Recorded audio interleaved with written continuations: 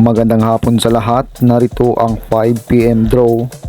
Araw ng Lunes, October 16, 2023. Para sa 2D Lotto, 10, 27 in exact order.